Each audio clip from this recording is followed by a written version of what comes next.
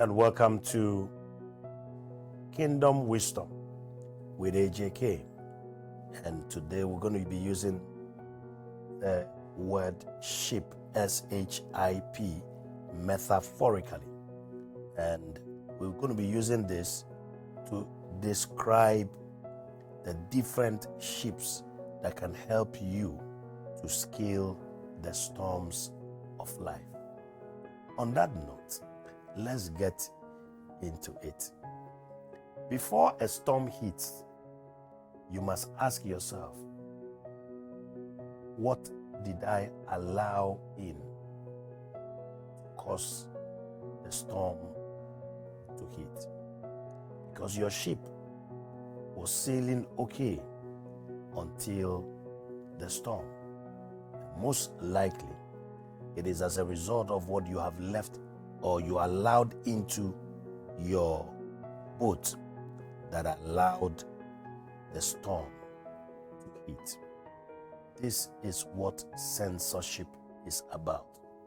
To censor something means to determine what is allowable and what is disallowed.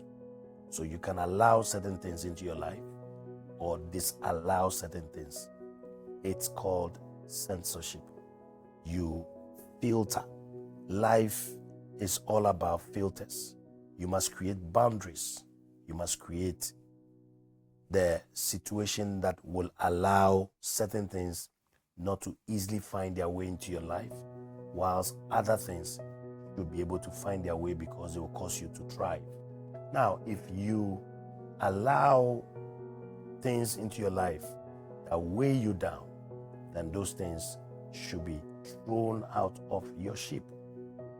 And these things could be relationship, it could be habits, it could be whatever that you allow into your life, or your character. But whatever it is, you must determine what comes into your life and what leaves. If at this moment you're going through a storm, most likely you allowed into your ship something, a person, a thing, a circumstance that should not have been allowed in the first place into your ship. Find that thing and your ship will begin to sail smoothly. Avoid the storms of life. The second ship I want us to look at today, and of course with this ship, the typical example in scriptures is Jonah. Jonah was sent to Nineveh. Jonah decided to take another route to go to Tarshish. And in the course of the journey, a storm arose.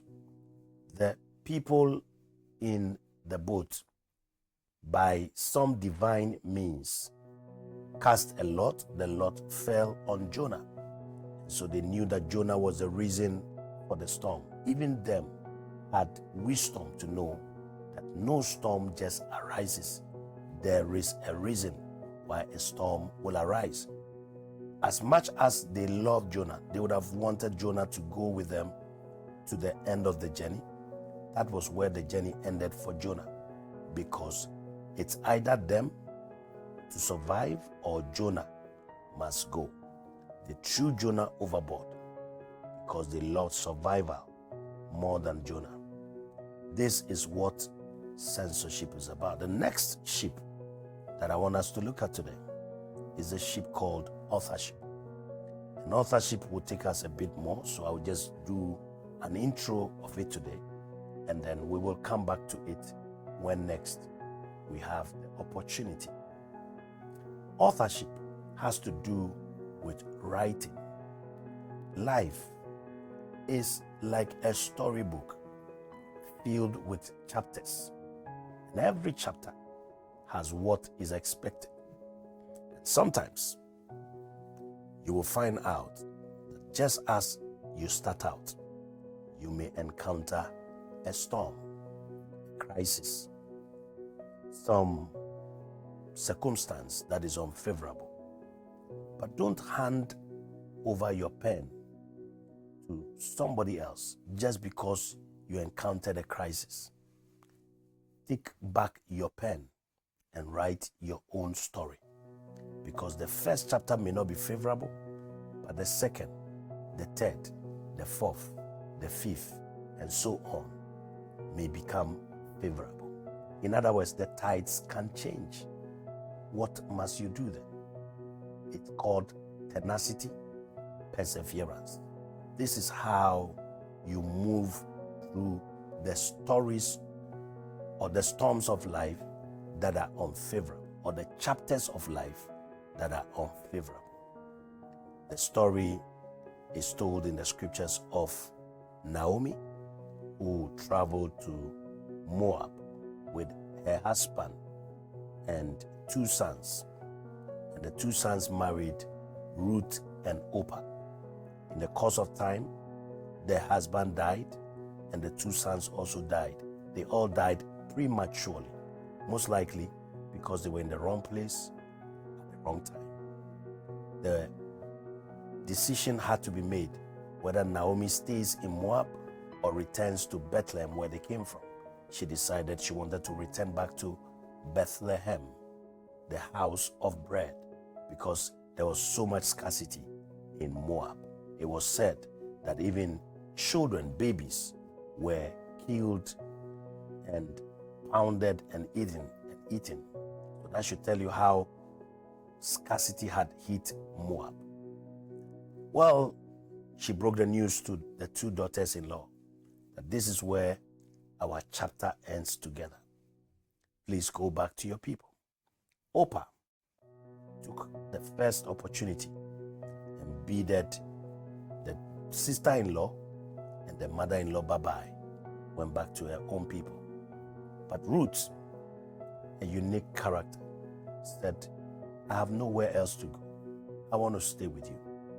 The mother-in-law said, I have nothing to give you. She said, I still want to stay with you. Your people are my people. Where you go, I will go. And your God is my God.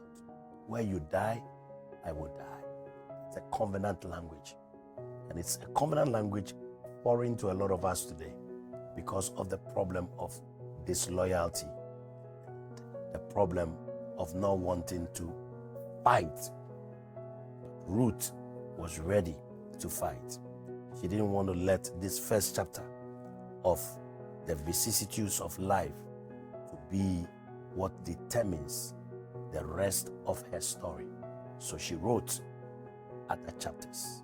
And by virtue of writing, today we have the book of Ruth. And not just that, the genealogy of Jesus cannot be written or told without Ruth.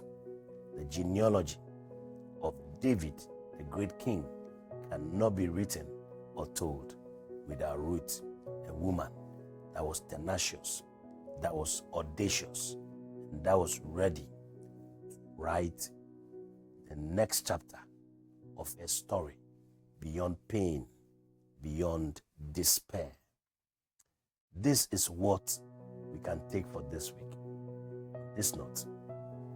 Share this message.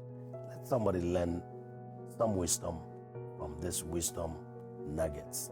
I will see you again next time on this note. It's been Kingdom Wisdom with AJK. Bye-bye.